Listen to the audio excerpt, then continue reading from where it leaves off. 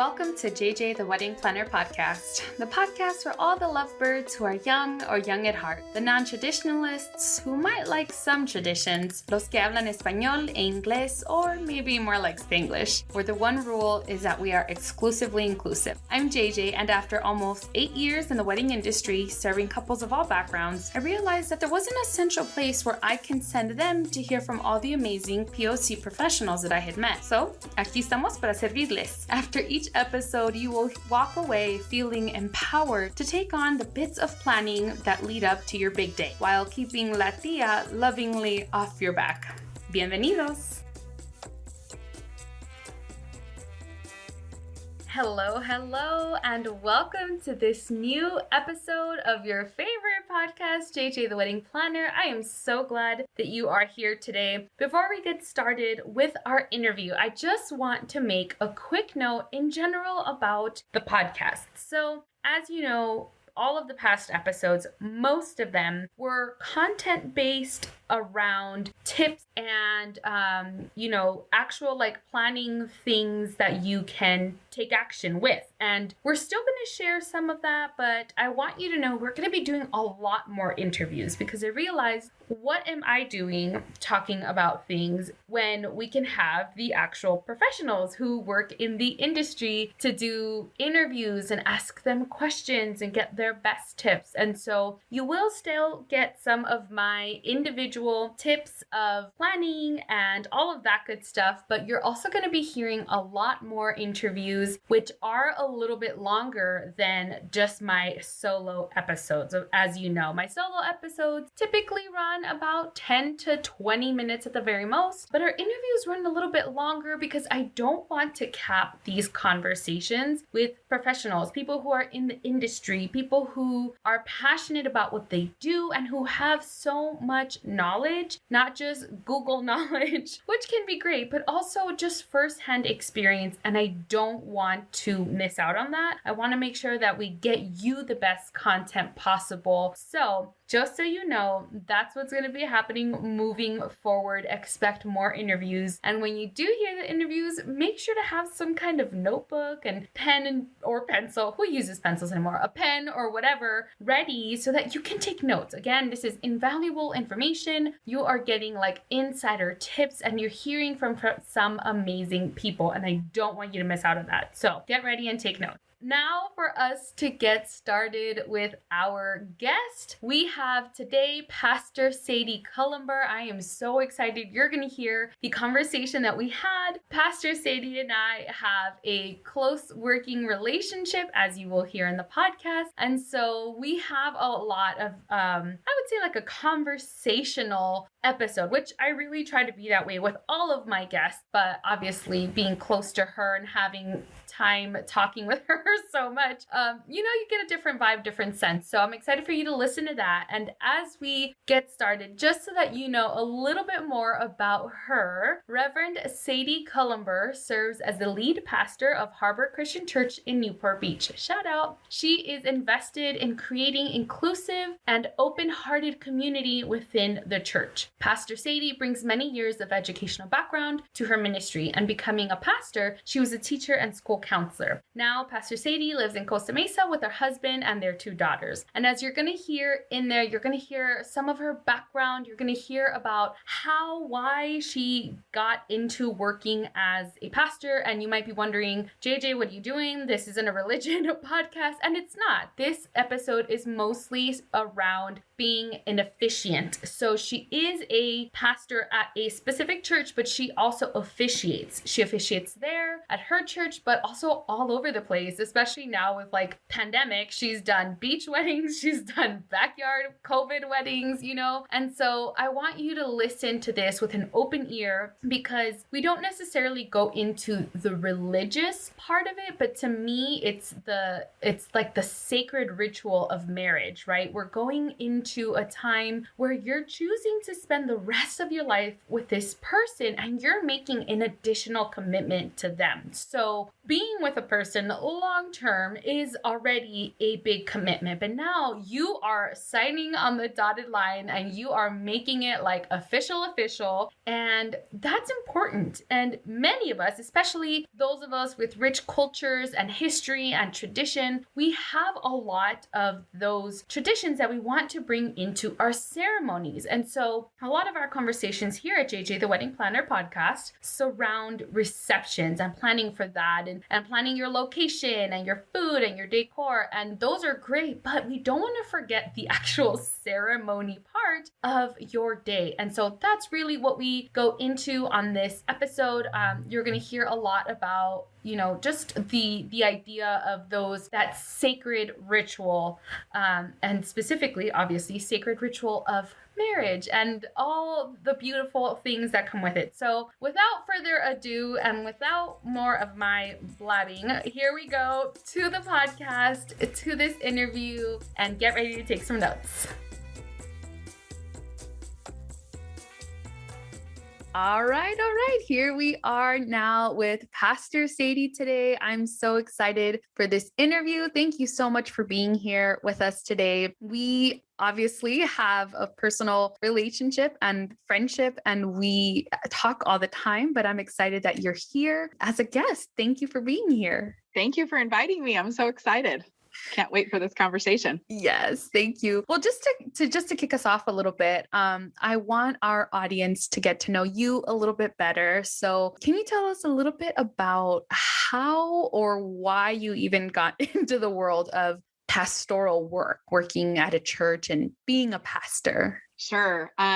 People are often surprised when I tell them my profession, partly because I'm a woman and you don't meet as many female pastors, although that's really changing, I'm so happy to say, but also because I started my career very differently.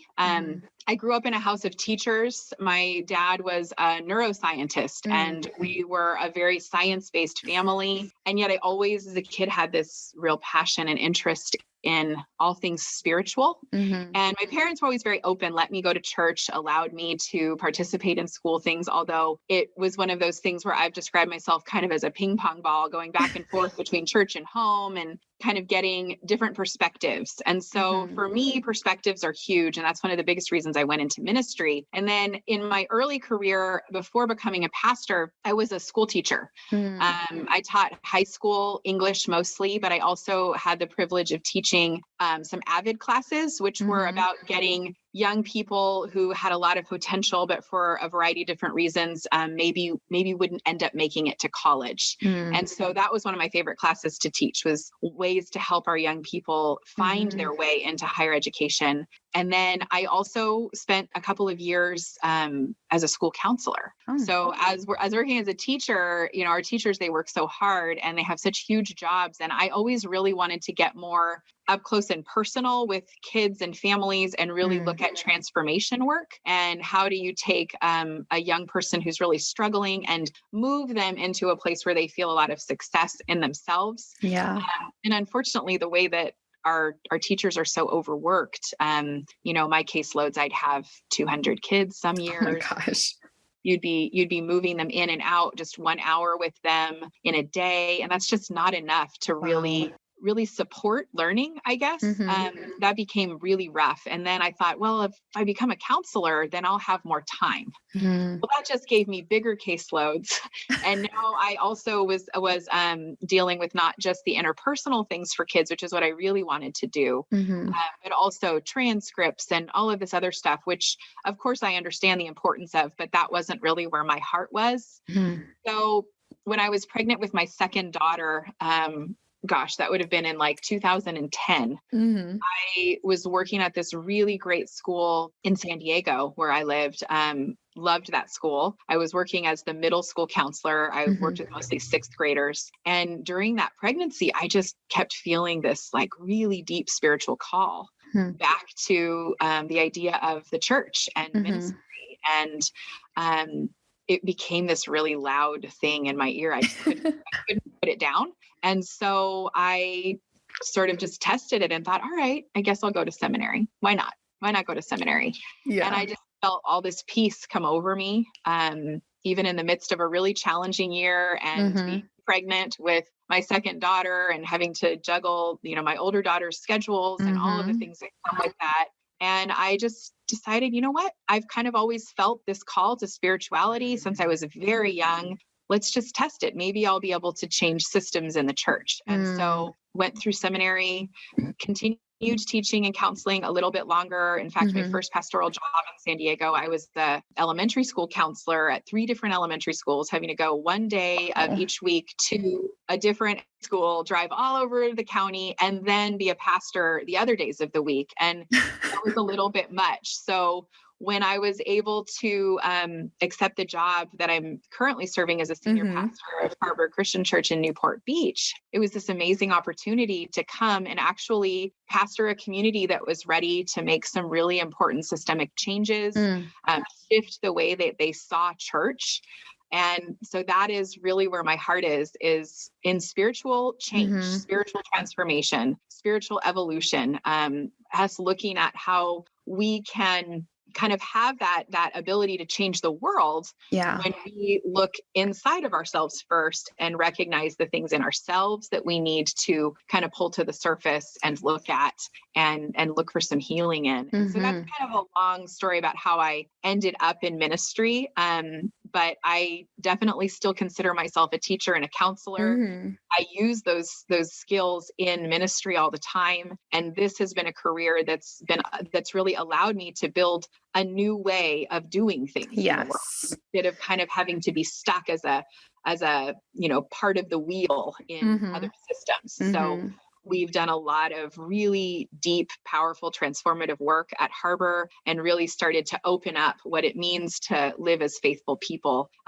So I don't know if that answers your question. It does. And it does. And I think it's really important to talk about that call to spirituality, because of course this is a wedding podcast and we might think, why are we talking about church in a wedding podcast? But for many, not all obviously, but for many people, as having a spiritual element to the wedding day, but also to their marriage is really important. And so obviously today we're focusing on that a little bit more, and just, finding a place and a space where the couple can do this together and can understand that, yes, they're getting legally married, but they're also creating this lifelong partnership. And if you are a person who considers yourself spiritual, regardless of which religion or belief, but if you consider yourself spiritual, you're embarking on this journey with your partner in this spiritual way as well. And so I think that's just so important to talk about. We often talk about here that, yes, the wedding day is great and it's fun and it's pretty, but the most important part is the marriage that is to come and the partnership. And so I really want to pull that in today, talking about spirituality and partnership and all of that. So from being a teacher to a counselor to a pastor, what made you want to also be a part of officiating weddings on top of the work that you were already doing? Well, I love that question because it's often just like a thing that goes along with being a pastor, and we don't ever get asked, well, why is this an important part of your job? And I see my role as pastor to really walk with people through life. And it's a really big privilege to be invited into these sort of landmark moments in people's lives, whether it's the birth of a baby or a wedding or a funeral, a graduation, these moments in life that we sort of mark and we say, this is really important. It's so important that I need some ritual around it. And so, yes, I'm a deeply spiritual person and I'm deeply religious, but I don't necessarily think that those who don't call themselves religious or spiritual don't also need to mark important things in their lives with ritual. And so when I talk about faithfulness, it's about that faithfulness to ourselves, to that deep part of ourselves, not that ego part of ourselves that's like all about defending or afraid of things, but the deep part of ourselves that's just looking to connect with people. And so for me, ritual is so important. It's a thing that helps us mark it. And even if you don't see yourself as religious, that's okay. You still deserve to have a beautiful ritual around this really important decision to walk with someone through life, whoever that person is. Yeah. So for me, it's about marking the ritual and really calling that out. And so often we're so busy, we want to just run through things. And I think that the ceremony is so important. I think that it should reflect the couple's uniqueness. And of course, I have things in my ceremonies that would, these are the words that are really great and people really like these things. But my favorite part of officiating weddings is sitting with a couple and really getting to know them. Yeah. And then crafting a ceremony that reflects them. So I've done interfaith weddings. I've done weddings for people who I've known their whole lives and people I've never met until just had phone conversations. And one of the things that I always am proud of is that they all say your words really reflected us as a couple. And that's a compliment to me because that's what I think this is about, is two unique people deciding we love each other and we want to make this commitment to each other, this covenant. And really it's making a covenant to yourself when you make that decision, that I covenant to be faithful to myself and this person. And I need some kind of ritual that's going to really represent us. And so I don't like seeing weddings that just sound like a service in a can, that you pull it out the and cookie like, cutter. Oh, this is just what I do. For me, it really needs to reflect who it is that's making this decision. So for me, that's why it's so important, was just ritual and then reflecting who you are as a couple. And then of course, in my ritual ceremonies, I always am leaving room for us to grow. And that's part of getting married, is agreeing to evolve with one person. Not hold each other back, to be that person who's kind of helping your other one and holding your other one accountable in a loving way. Yeah. And a wedding ceremony should also represent that. So I love doing it. But I also, in officiating, I think it's really important to sit with the pastor and really talk to them. Yes. And I often get a really good feel for a couple when I'm doing a little bit of counseling with them beforehand.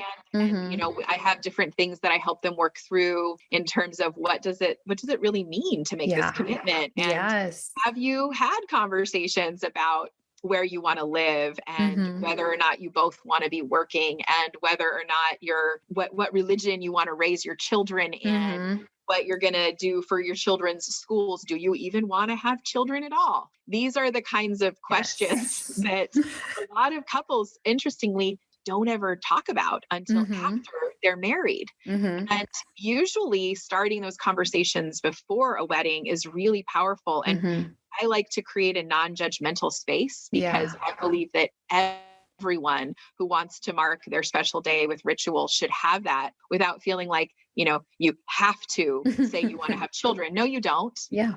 You have to be open to having those conversations with each other and to evolving together and to growing together. Yeah. And so for me, it's not just about the ceremony. It's also ideally counseling sessions that, aren't extensive and overwhelming. I certainly am not a marriage and therapist, but just asking a few little questions, it helps me really get to know the couple, and it really helps me feel like I'm giving them some wisdom in this. So I don't know if that answers you. It's kind of a long question. No, it's so good, because that actually kind of goes into what was going to be my next question, which is, we have a lot of my personal couples so far. Either they have, a pastor or priest that they have known and are comfortable with, and it's kind of, they're like, oh, of course we would go with this person. But then we have some people who are not part of a church or anything like that. And so they are concerned about, how do we find an officiant that's right for us, right? Because, they're like, well, we would like to have some type of religious ceremony, but we don't have someone. And so I guess my next thing is, how do we know if that person is the right person to be a part of our such special day, if it's not someone that we already know? Are there any things that you think we should pay attention to or ask the officiant, or feelings that we should feel when we feel comfortable with them? Yeah, I mean, I think a lot of this is in just having those preliminary conversations. I'll be honest, I've had some couples who clearly are just like looking for someone to say yes. Yeah. And, if I feel like I can do it and it works with my schedule, I will usually do those. But those are people who are sort of like waiting till the last minute. I really think that people should start the process of asking, who do I want to have be part of my ritual really early, because then that gives you a chance to interview a few pastors. I do weddings for people that aren't members of my church. Of course, the relationship part's already there. If I know the person and they've been coming to the church and we've gotten to know, then I don't need to spend as much time getting to know them.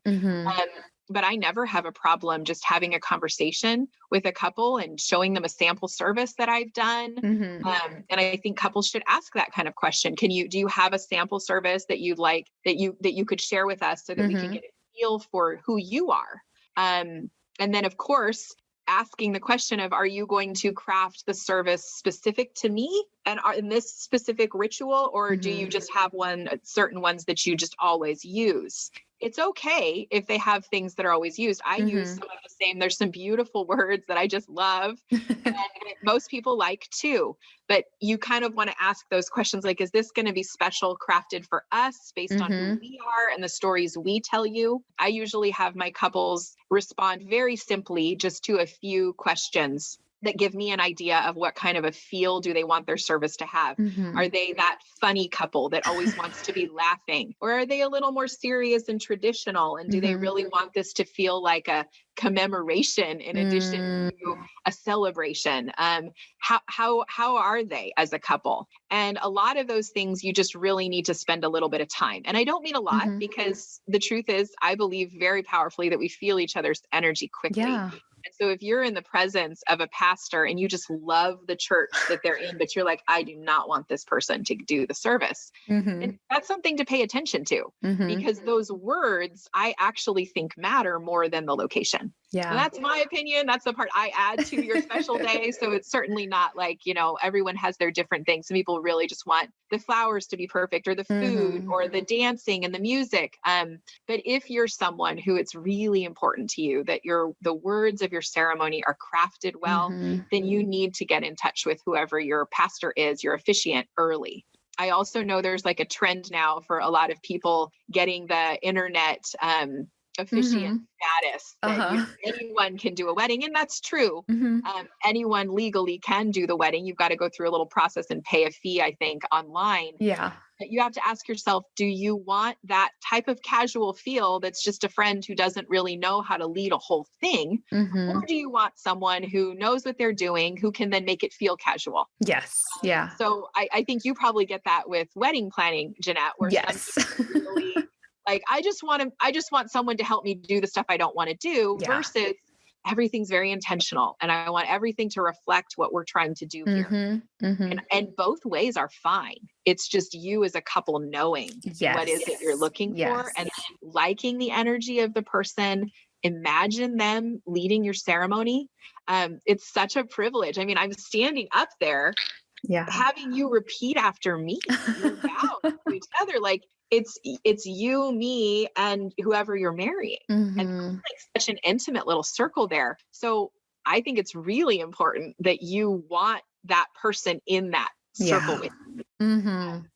Only way to do that is to start the process early, and don't feel bad coming to an officiant with your own set of questions, and how they feel about whatever the feel is in the ceremony, and who's going to be present, and whatever other concerns you may have. So I always ask my couples, is there someone or something about the upcoming ceremony that you're uncomfortable with? That like feeling in your stomach of just, ugh, I don't like this. Tell me about it. Tell me about it ahead of time, because sometimes there are small things that can get done to ease that the day of. We all have those family things or those friend things that are uncomfortable. So I just really say early, start the connection. And then once you find the person you really like, don't shy away from asking them really specific questions about the service and the ceremony. You have a right, you're paying for the service, and you have a right to have it be exactly exactly reflective of what you want. Yeah. A pastor also has a right to say, I don't want to do that service. And that's what I love, Jeanette, about the community we're creating at Harvard. Yes. And, you are a big part of that also, is that we're specifically creating a community that is inclusive and that is about honoring the dignity of each person. And that includes things like officiating a ceremony. Yeah, definitely. And I just feel like you really hit on a point that we talk a lot about here, is that every couple and every situation is going to be different. So it's not about finding, just an officiant who does it all the time, or, oh, this is just the person that's always done it in my family or in our church. But to really have or create a relationship with your officiant, if it's not someone you already know, that's still something you can do regardless of how much time you have with them, right? But it's about making it your own. And I think often, if we don't already have someone like that in our lives who we feel like, oh, they know our relationship, they get it, it can be kind of hard to, how do we tell this person who might be a stranger, how do we tell them who we are as a couple? Yeah. So that is reflected in what they say on our wedding day. And I am always about that. The audience knows I'm always talking about, how you click with your vendors is so important, especially the people who play a big role. Like photographers is a big deal because they're intimately with you all day. Your planner, of course, but then also your officiant, like they're literally the ones saying these words. And, I know things happen in a blur on the actual day of, but if you have the ceremony written, or if you have a videographer there, this is something you can come back to all the time. And you want that to be special and reflective of you as a couple, of cultural background, lifestyle, all of that. We want that to be part of the ceremony. And I think that is the beautiful thing about where we are with weddings nowadays, is that it's not about, oh, here's the traditional way and you have to do these traditions. And I'm all for traditions, like coming from, Mexican family, there's lots of traditions that we have in regular life, and then add that to weddings. And so for the couple, I think to honor whatever traditions they want to honor and not use ones that are not important to them, I think is important. And having those conversations with the officiant of like, no, we don't really care for this thing here, but we really want to focus on that. And so I really want all of our listeners to feel empowered in having these conversations with their officiant, and being willing, like you said, to interview them almost, because it's important who you pick. And, there might be some officiants who, for whatever reason, it doesn't work, and that's okay. That doesn't mean, okay, there's anything wrong with you as a couple or anything, but there's going to be someone out there who's right for you. Yeah. I just think that we deserve to click with the person that's there with us for this landmark moment in our lives. You deserve to feel like this person gets me. And if that's not important to you, then that's okay too. But if it is important to you, then you deserve that space. And I just think that, I think that it's really on the couple to put that forward first, because most pastors who are open to doing weddings outside of their community, some pastors, so when you're looking for your officiant, some pastors have huge communities and they just simply could not possibly do weddings outside of their sort of inner circle. But there are also a lot of pastors who are, sort of like the pastor on Instagram, or the pastor who is an associate pastor, or the pastor who is maybe the senior pastor, but doesn't have a huge community, or they just have time for doing these particular services, depending. So when you give yourself that buffer time, you're going to find the right person. And just don't be, pushed off by one pastor kind of saying no to you. That doesn't mean that we're all going to say no. I often, in fact, I've done more weddings for people outside of my community than inside of my community. And meaning the membership of the church. Of the and church. That's simply because, if you serve a community even of 100, how many of those people are getting married every year? Yeah. Not that many. So when you really think about it, there's a lot of pastors who are serving congregations that are less than 100, and they do have time for these special things, but you've just got to reach out and make a contact with the church office, find them online. I know I'm on Instagram and on Facebook. And so sometimes people will reach out to me in that way. I've had people reach out to me from like out of state who are just happen to come and want to do like a vow renewal ceremony on the beach in Newport, because they're here traveling from out of the country and on vacation. And so they'll just, do a search of local churches. And almost every time something like this happens, they tell me, you're the first one who called us back. Wow. Okay? So just know that, if someone doesn't call you back, move on quickly to another place, because you deserve to have that responsiveness. And to just know that this person enjoys doing this part of their job. Most pastors I've met love doing weddings, but I'm sure there's a few that either have done so many of them or just don't have time that it's not something that they want to do. So then just move on quickly to somebody else, because I don't think it's really that hard to find someone when you're especially looking on social media now. Totally. And I feel like social media has become its own search engine, right? Specifically Instagram. Literally, you can search accounts, you can search hashtags, whatever.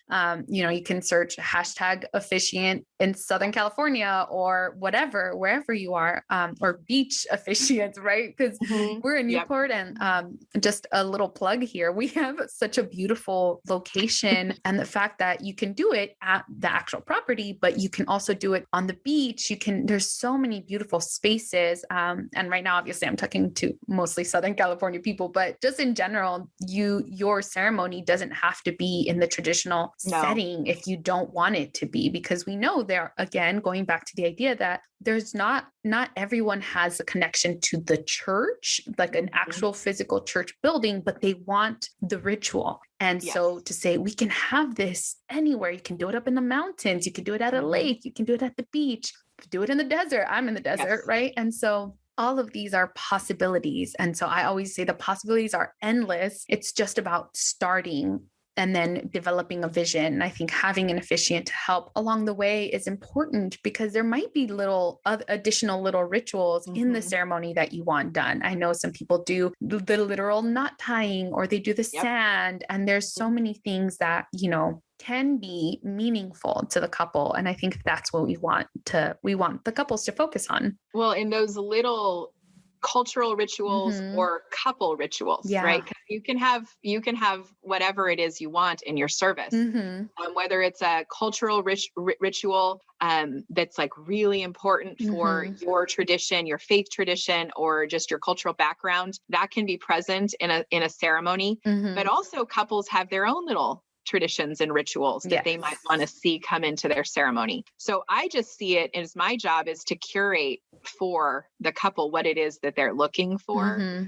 And I've done, very culturally, very strong weddings where I don't know the culture and people. The last one I'm thinking of was a Brazilian couple, and they had some things in there that I was like, okay, there we go. I can do that. That sounds good. And we ended up creating a few fun things in their service that they felt represented them.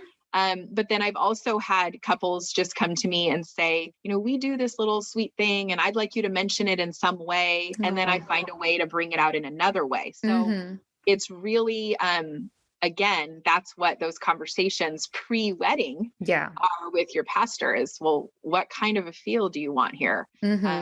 Are there cultural things that we need to consider? Is there something that is just about you guys that you need to consider? Or just your tastes, your likes, and I just really love the beach, so I want the sand ceremony. That's fine too. So really, some of the weddings I've done have been really short because some people are just like, no, we just want nice words and we want it to be done within like 10 minutes. And others are like, they want to do everything. They want any sort of ritual that I've got lists that I give people, any kind of ritual that they want are like, I want that and that and that and that. And okay, that's going to be a really long ceremony and that's also okay. So it's actually kind of a fun part that I think a lot of people, myself included, when I got married, I just had a few words I wanted included, some of which I use in every service I ever do. And they're really part of my vows that I've had, and I just love them. I actually originally heard them at my uncles, who were married. Gosh, I guess that would have been back in 1997. And when the two of them were getting married and I heard their vows, they had written them themselves. And they were so beautiful. And I said, Bill and Mark, can I have those? Can I use them for my wedding? Because I was my husband and I were about to get married, and they were super like, yes, please. Isn't that great? And so I've told them, whenever I do these, I always try to include these beautiful words, because that's for me a meaningful thing that roots me back to my family history, how important ritual and tradition has been for me in my life. And so I use even the doing of a ceremony or the officiating as a time to help everyone present remember those sacred moments in their lives. And that creates a feeling of holiness, frankly. And it doesn't have to be religious holiness. It's just this idea of holiness of life. And I think that's one of the things that is the most important to me, is just make sure that we've put everything in there that has meaning for you, because when your guests hear how meaningful it is for you, then it reminds them of their meaningful times. And now all of a sudden you've shifted the energy of your ceremony to just reflect you and your spouse and just how beautiful that moment is for the two of you. And I think that's great, because, and that's where we hold each other together in community and in helping be, accountable is not necessarily the word I'm looking for, but just like to know that, you have a community behind you that is also here to help your relationship. Right. And I know, I can't remember where it was, but I know I've heard in, I think it's actually in baptisms where, we ask the community if the community is willing to help this person on their journey. And to me, that's actually how I feel about wedding ceremonies as well. Not that like family has to be in your business. That's not what I mean. But the feeling of you're joining two families together. You're joining two worlds together. You might have been raised up as neighbors, or you might be from the completely different countries and different understandings and different languages. And yet, no matter how similar or how different, you're still blending, because you're two different people and you're bringing two different communities together. And I think to remember that that's what the ceremony is for is so important, because I see, sometimes we put the big emphasis on the reception, which receptions also can have a lot of cultural traditions and things like that. But the ceremony, regardless of how long or how short it is, I think is still such a meaningful time where you are truly not just legally, but also emotionally, combining your life with this person. You're saying, you are my life partner and we're going to do this together. So I have loved so much. I've loved our conversation today. And I want our listeners out there to hear this and hear that regardless of how long or short it is, it can be special, and it should be special, and it should be meaningful, and it should reflect you and your partner. Period. That's it. And whatever you have want a right to have a say, and you get to craft those words. And if you don't want to be given away by a particular person, you don't have to. I have feelings about that tradition. None of those things have to be done. And we oftentimes don't want to reach out to pastors because we're afraid that they're going to use language that shames us in some way. Whether you're, the woman and you're feeling like you suddenly have to obey your husband, but where's his obeyance of me? Or just the, weird gendered language that we use. None of that has to be a part of your ceremony. If you want it to be, it also can be. So that's I think that's my big thing, is I just want your listeners to know is that they have a right to craft this with an officiant. Yes. And I hope that they'll be wanting to take the time to do that. Yeah. And then the last thing I want to say is about the joining of the families, the joining of lives. That's a beautiful part of our ceremony. I've also married couples where they've had lots of tension in family situations, or, where one couple has a huge family and the other one like has 3 people that are showing up. And I also want to say, we don't have to feel that shame in the day of. We don't need to have, this is where these people sit and this is where these people, we don't have to do any of that. There's a whole new way of looking at this that doesn't have to have one old traditional heavy, yucky language be the thing that carries the day.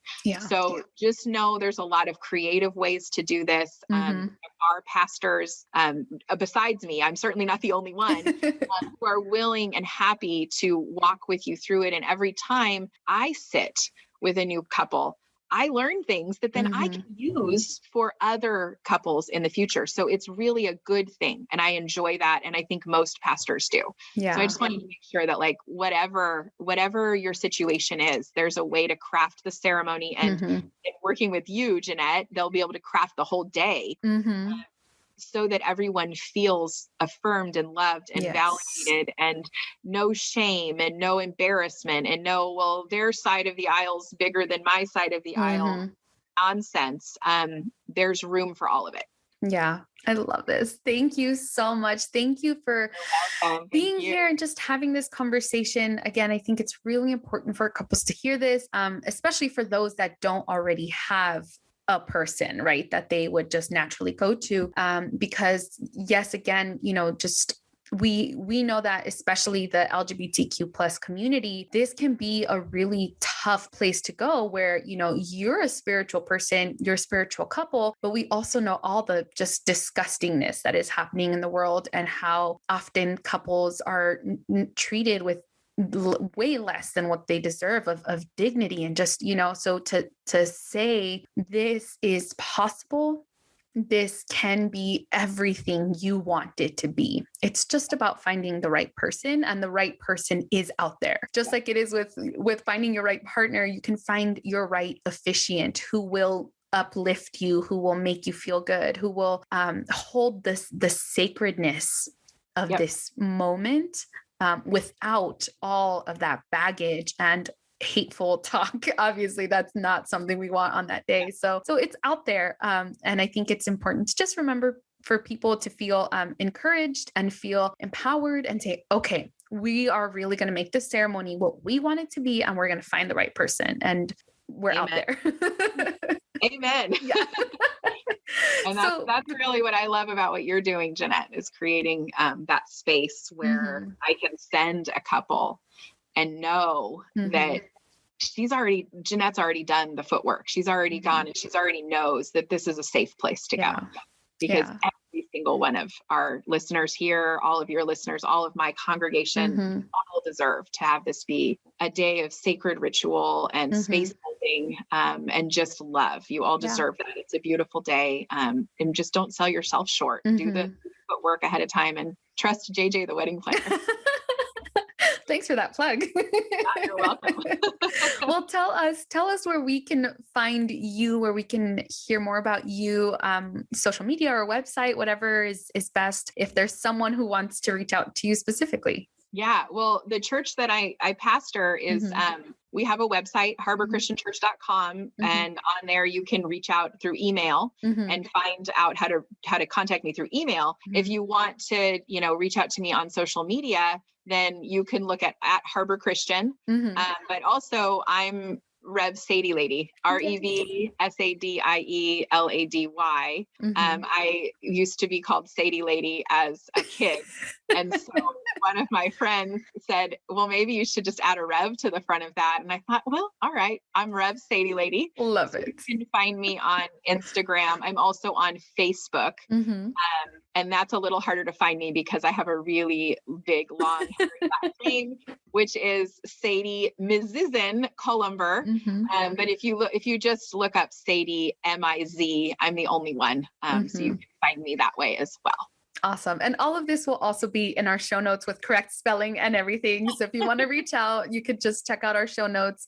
We'll have that there. But again, thank you for being here and holding this space and just being willing to have this conversation. I know, with things opening up again, it's like everyone's ready to get married. All of those of us who, including myself, who've had to postpone, we're ready to do it. We're ready now that things are opening up and becoming a little bit safer. So I hope that people can really take some of this information and continue to make their days special. So thank you for being here and for being a part of this. Thank you. Thank you. Thank you very much. Thank you. Oh, great. We'll talk to you soon. We'll have you back on. We'll have some more wedding chats. Sounds great. Thank you. Bye. Bye. Okay, friends, ya se terminó. That's it. Thank you so much for joining us today. We can be BFFs on Facebook and Insta at JJ the Wedding Planner Co. And did you know that you can directly schedule a call with me? It's true. Check out the link in the show notes to pick a time. And if you're not sure if having a wedding planner is right for you, then this is the time to ask me those questions. So check out that link to set up your time one-on-one with me. And before you go, please don't forget to give us a 5-star review on today's episode and tell us what you are loving so far. Thank you so much. Los quiero. Adios.